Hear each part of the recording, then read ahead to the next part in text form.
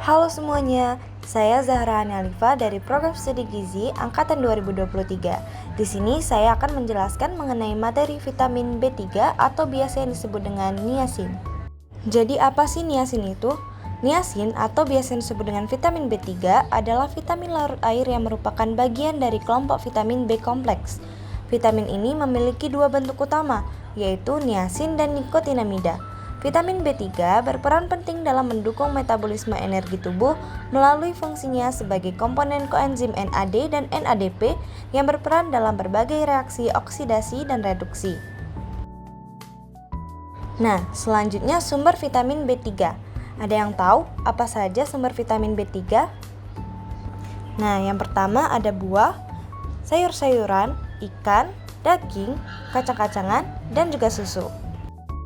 Vitamin B3 juga memiliki sumber alami loh, yakni jamur, tuna, telur, dada ayam, salmon, dan asparagus.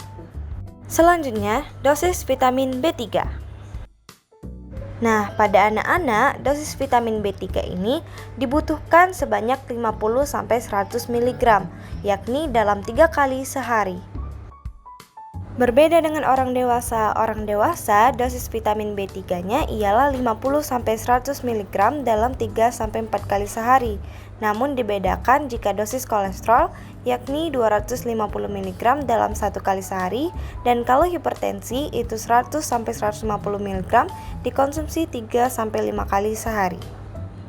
Kelebihan vitamin B3 dapat menyebabkan apa ya? Yang pertama itu ruam. Ruam kulit biasanya menyebabkan kemerahan karena tubuh mengalami alergi yang hebat akibat kelebihan vitamin B3, sehingga pembuluh darah akan membesar dan kulit akan menjadi mudah teriritasi. Yang kedua, insomnia. Produksi triptofan pada tubuh akan meningkat yang mengakibatkan stres dan mengakibatkan sulit tidur atau insomnia. Selanjutnya, MAH yang sering kita alami itu kan disebabkan karena kurangnya asupan makanan. Namun, dalam kondisi kelebihan vitamin B3, itu produksi asam pada sistem pencernaan akan meningkat. Ini menandakan harus adanya karbohidrat yang masuk pada sistem pencernaan dan akan dicerna menjadi glukosa, yang akhirnya akan digunakan sebagai energi. Selanjutnya, kenaikan kadar gula darah.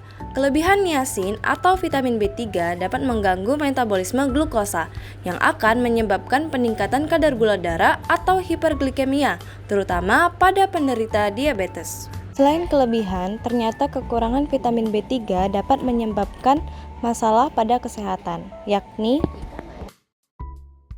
ini beberapa gejala umum yang sering terjadi jika kita kekurangan vitamin B3. Yang pertama itu anoreksia. Anoreksia di mana tubuh itu kehilangan nafsu makan. Yang kedua, mudah tersinggung. Yang ketiga, lelah. Yang keempat, sakit kepala. Dan yang kelima itu gangguan psikis. Penyakit yang kedua ialah penyakit Pellagra yang disebabkan oleh dermatitis, diare, dan juga demensia. Nah, selanjutnya kita ke fungsi vitamin B3. Apa sih fungsinya? Yang pertama, untuk menjaga kesehatan kulit, sistem saraf, dan saluran pencernaan. Fungsi yang kedua yakni meningkatkan aliran darah ke pinggiran sistem kapiler dan juga membantu otak dalam memproduksi zat-zat kimia yang penting. Tiga, itu untuk membantu pembuatan protein dan juga berperan dalam metabolisme karbohidrat, lemak, dan protein. Kemudian metabolisme vitamin B3. Absorpsi vitamin B3.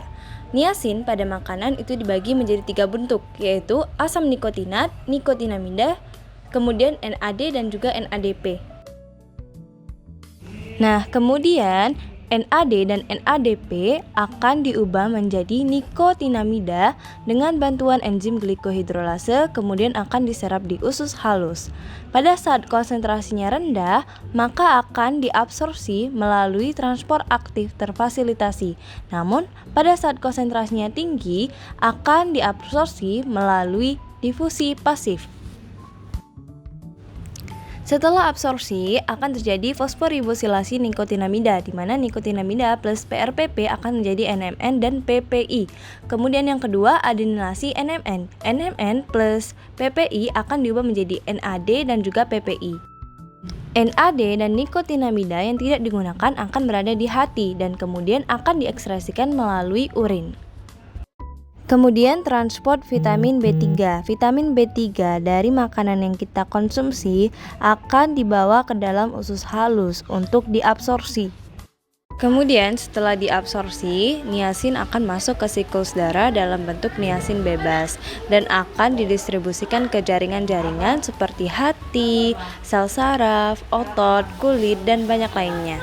Sekian, saya Zahra Ana Alifa. Terima kasih sudah mendengarkan. Sampai jumpa.